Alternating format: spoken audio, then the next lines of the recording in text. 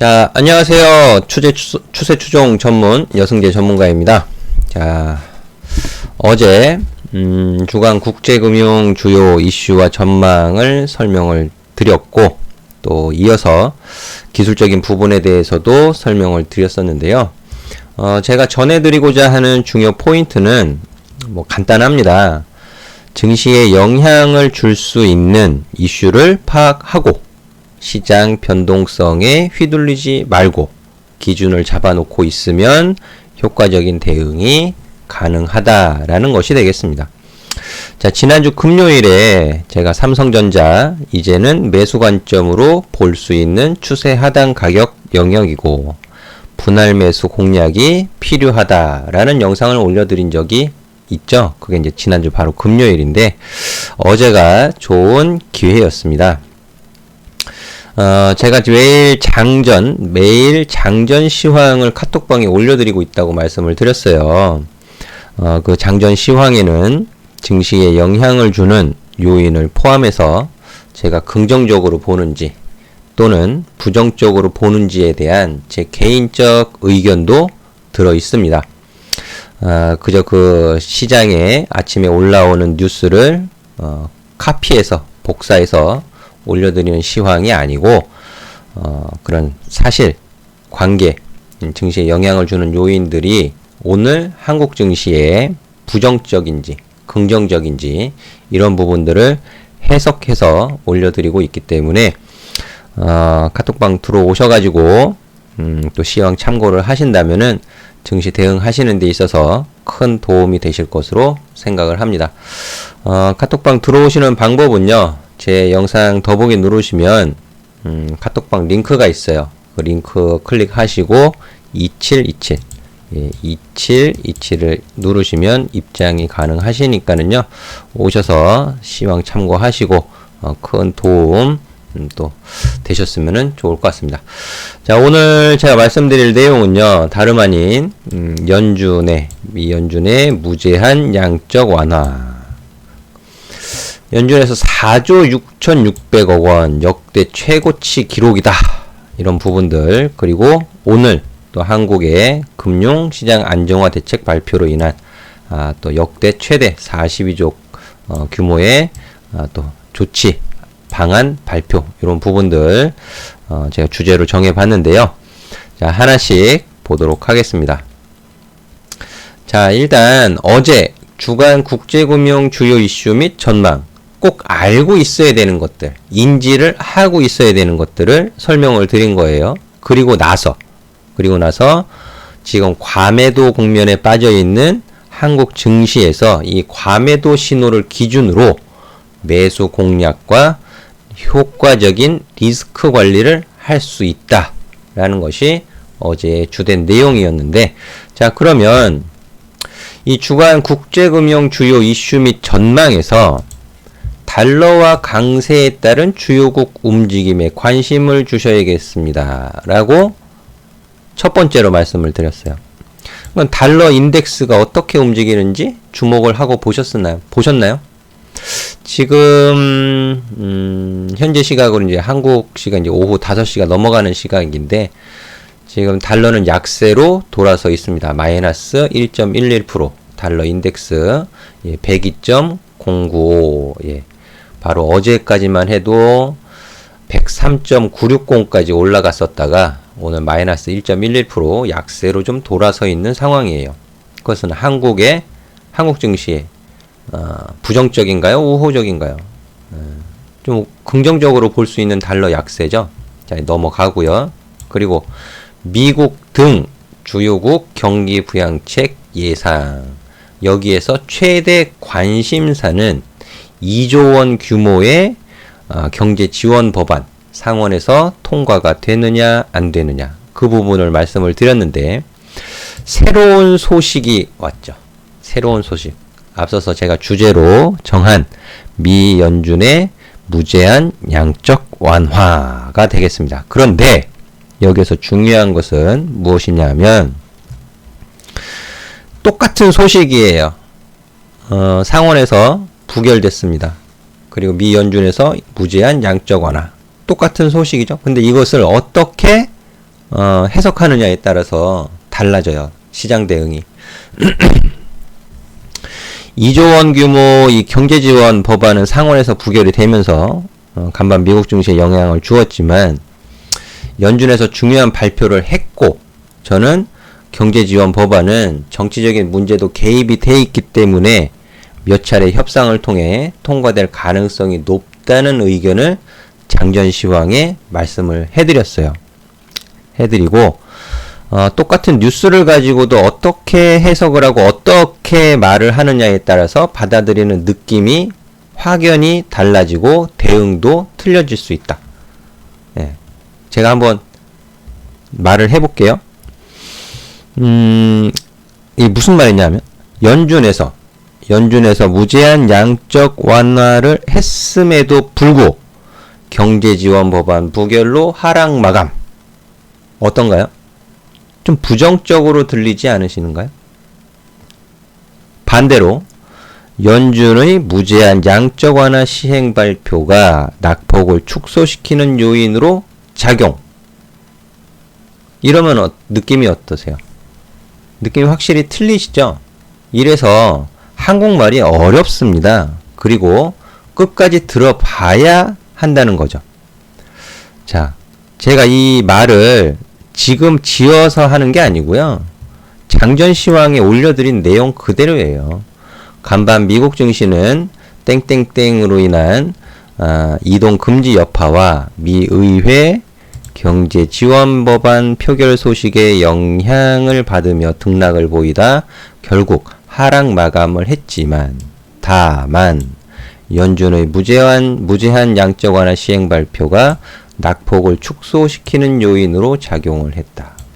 미국 증시 마감하면 아시아 증시로 연결이 되죠. 아시아 증시에서 일본, 대만, 한국, 그리고 중국 증시가 중요하겠습니다. 이런 부분들을 참고해서 시황을 참고해서 보셨다라면 오늘 한국 증시가 그렇게 나쁘지 않을 것이다. 오히려 반등을 미국 증시는 하락 마감했지만 한국 증시는 반등의 가능성이 있구나 라고 해석을 할 수가 있겠죠. 그리고 끄트머리에 제가 정치적 협상에 발이 묶여 있지만 연준에서 무제한 양적 완화 발표는 긍정적으로 보겠습니다. 경제지원 법안은 몇 번의 협상을 거치면 수정된 법안으로 가결될 가능성이 높다고 보는데 미 연준의 무제한 양적 완화와 재정정책의 병행이 가장 좋겠습니다. 라는 의견 또한 드렸어요. 자, 그런데 한 가지 이제 문제가 있습니다. 은행에 대한 건전성 문제. 이런 부분들은 아직 남아 있어요. 예. 근데 그거를 일단은 연준이 돈의 힘으로 기축 통화 국가의 돈의 힘으로 지금 막고 있다. 저는 그렇게 보여지고요. 그리고 요 주요국 3월 제조업 지수가 급락 예상이 됩니다. 라고 말씀을 드리면서 제가 요 일정도 올려드렸었죠. 일정. 예, 마켓 합성 PMI, 제조업 PMI 오늘 밤이 되겠습니다. 발표됨에 요거에 따라서 영향이 있을 수 있어요. 그래서 요 부분도 내일 아침 제가 미국 증시가 어떻게 상승 유지를 했는지 또 상승 유지를 하다가 상승폭을 축소하면서 마감을 했는지 뭐 이런 부분들을 다 체크해서 장전시황에 올려드릴 거예요. 자, 그리고 앞서서 제가 은행의 건전성 문제 이런 부분들을 말씀을 드렸는데 이전 유튜브 영상에서도 제가 이걸 한번 말씀드린 적이 있었습니다. 자, 이거죠. CDS, 신용 파산 수합. 예, 수급 분석은 이런 것이다. 은행권의 평균 CDS 추이는 위험자산 회피를 알리는 신호다. 라는 부분을 3월 13일에 올려드렸는데요. 많이 안 보셨어요? 보신 분과 안 보신 분은 분명히 제가 설명을 드리지 않으면 이게 무슨 말인지 이해도 안 되고 대응도 안 돼요, 사실. 꼭 끝까지 잘 보시기를 바라겠고요. 요 당시가 3월 13일이면은 뭐 바로 지난주인가요? 자, 여기죠, 여기. 지금 보시면 80을 넘어가지 않은 수준이었어요. 80을 넘어가지 않은 수준. 그죠? 그런데 제가 매주 월요일 날 자료를 받아본다라고 말씀을 드리죠. 80을 2주 전이군요. 2주 전. 80을 훌쩍 넘겨버렸어요. 이만큼. 엄청나죠? 이 체인 건전성의 우려가 주가에도 영향을 주고 있는 거예요. 주가는 밑으로 내려 꽂히고 CDS 신용파산 수합, CDS 프리미엄은 올라가고. 근데 이 부분을 미 연준에서 돈의 힘으로 막아주겠다. 그 발표를 한 거예요. 돈의 힘으로 막아주겠다. 그 자세한 내용은 장전시황에 제가 올려드렸습니다. 그 자세한 내용. 그런 부분들 뭐 필요하다. 그러면 카톡방 오셔가지고 저한테 말씀하세요. 그럼 그런 부분들 다시 또 올려드리기도 하겠고요. 자, 보시면 미국 국내외 은행권 주가 변화율 및 CDS 추이가 되겠는데, 미국 JP모건이라든지 뭐 골드만삭스가 최근 미국 경제 성장률을 마이너스 24%인가요? 그렇게까지 좀 그런 의견을 냈던 것으로 제가 기억을 하는데, 최근에. 자, 192예요. 3월 20일 기준. 3월 20일 기준 192. 엄청나게 올라갔습니다. 19년도 말에 40 하던 게 몇 배요, 지금? 4배 이상 올라간 거잖아요. 거의 뭐 5배? 5배 가까이? 전주 대비 70이 올라갔어요. 72P가.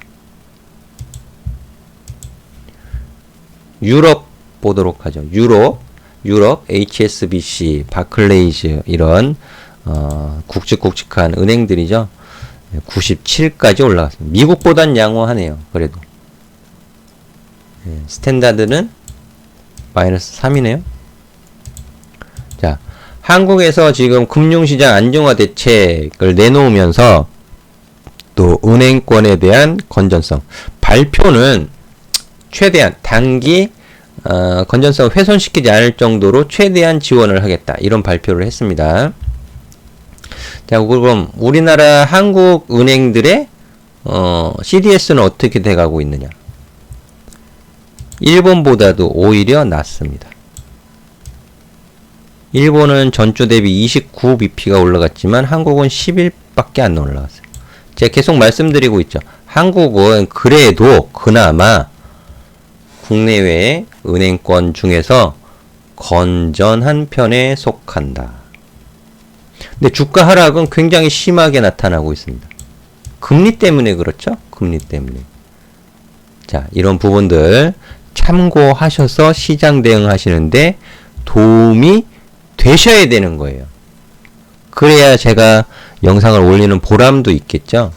그래서 과매도 국면에서 일간에서는 과매도가 풀렸어요. 코스피 종합주가지수. 하지만 주간 흐름에서는 아직 과매도 신호가 풀리지는 않았습니다. 하지만 양봉으로 전환이 되어 있는 상황이에요.